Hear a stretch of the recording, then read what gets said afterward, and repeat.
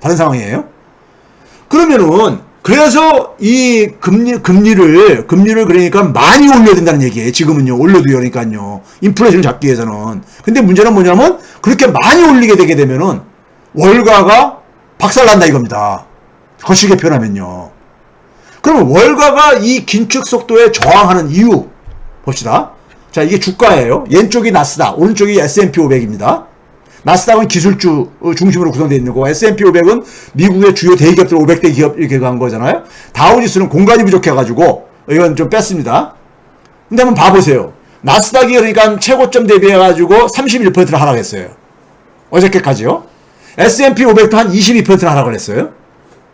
그런데 이게 어느 정도 수준이냐면은 팬데믹이 터진 바로 그러니까 직전 정도까지 이렇게 좀 떨어져 가고 있는 거예요. 나스닥 같은 경우 특히요.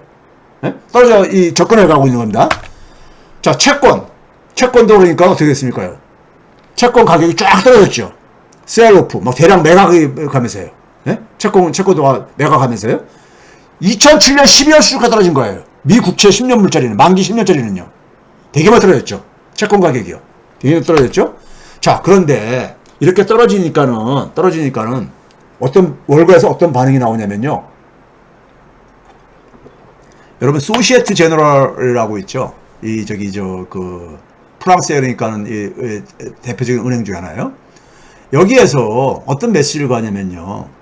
S&P 500 지수를 기준으로 이게 3,000선으로까지 떨어지게 되면은 연준이 패드풋이라는 용어가 나오죠. 패드풋이요. 연준이 이게 풋이라는 게 뭐냐면 돈을 풀어라는 얘기예요. 돈을 풀어라는 얘기예요. 3,000 밑으로 그러니까 기준선을 제시를 해주고 있는 거예요. 야, 3,000까지는 참아주겠는데 3,000 이게 어디냐면요. 팬데믹 직전입니다. 팬데믹이 터지기 전 2019년 그 상황이에요. 2019년 상황까지 떨어지게 되면은 그때는 더 이상 못 견디니까 그때부터는 연준이 돈을 풀 생각해라 이거예요. 이 풋이라는 게 뭐냐면 연준 풋이요. 이 풋이라는 게 무슨 얘기냐면요. 옵션에 있어서 그러니까 우리가 그 용어를 따가지고 하는 건데 이 주가가 떨어지는 상황에서 피해를 최소화하기 위해서 미리 그러니까는 내가 어떤 가격이 그러니까 가격이 떨어지더라도 내가 특정 가격에서 팔 수 있는 권리를 이건 이제 풋이라고 하죠. 그러니까 주가가 떨어지게 되면 연준이 그러니까는 돈을 풀어주라 해가지고 그걸 이제 패드 풋, 연준 풋이라고 이렇게 합니다. 예? 풋이라고 해요. 이런 용어를 쓰는데 돈을 풀어라 이거예요. 그런데 문제는 뭐냐면은 자 이거 봐보세요. 팬데믹 전후에 연준이 달러를 새로 찍어낸 게 4조 8천억 달러였었습니다. 엄청난 돈이죠. 우리나라 GDP가 1조 8천억 달러입니다. 예? 우리나라가 1조 8천억 달러예요. 4조 8천억 달러면요. 독일 경제 규모보다 더 큰 겁니다. 예? 독일 경제 규모보다도요. 이렇게 돈을 찍어냈어요. 그런데 이 돈이 이렇게 찍어냈는데 그 돈들이 일반 서민들은 구경도 잘 하기 힘들죠. 왜 그러냐면은 이게 화폐 유통 속도입니다. 돈이 우리가 만 원짜리가 1년 동안에 몇 번 그러니까 이게 순환하느냐, 몇 회 순환하느냐, 거래를 몇 번 연결시켜주느냐.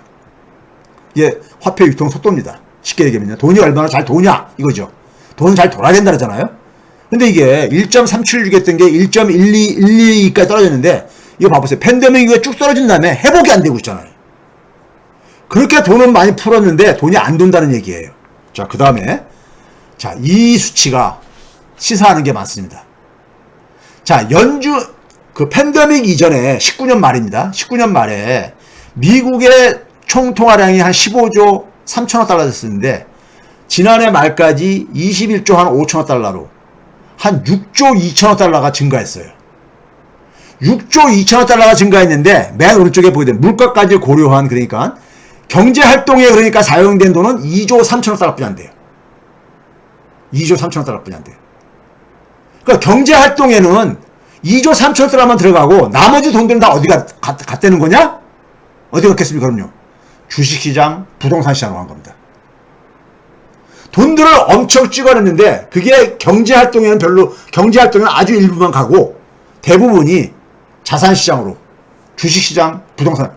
그래서 주식이 엄청 올라갔잖아요. 팬데믹 이후에 2년 동안에. 부동산 가격이 엄청 올라갔잖아요. 코인 가격이 엄청 올라갔었잖아요. 그렇죠? 올라갔잖아요. 그러니까 지금 돈을 그러니까 회수하겠다고 하니까 이게 다시 떨어지는 거예요. 당연한 거 아닙니까? 이건 상식 아니에요? 그 지난 2년 동안에 푼 돈들의 대부분이 뭐냐면은 자산시장으로 갔다 이거예요. 주식, 부동산, 코인 이런 쪽으로 갔다 이거예요. 그러니까 돈을 회수하니까 당연히 이 가격대가 떨어질 수밖에 없는 거죠. 당연히. 그렇죠? 그런 겁니다. 지금 그런 상황인 거예요. 그러니까 금리를 막 올리게 되면은 특히 주식이 많이 올라갔단 말이에요. 주식이요. 주식으로 가장 많이 돈이 갔죠. 부동산보다도 한 2배 이상 갔잖아요. 예? 갔잖아. 그렇죠? 2배 정도 갔잖아요. 그러니까는 주식이 가장 그러니까 타격을 많이 받을 수밖에 없죠. 주식이나 채권 이런 쪽으로요. 예? 그러면 이게 떨어지게 되면은 주식은 주로 누가 많이 합니까? 미국의 주식에 그러니까는 80%는 그러니까 상위 10%가 전체 거래 그러니까 전체 주식의 80 내지 85% 갖고 있다고요. 예? 그 금융회사들이 주로 이걸 다루고 있잖아요. 주식 거래를요. 그 금융회사들이 다 엄청난 손실을 보는 거예요. 그러니까 월가가 막 비명을 지르는 거죠.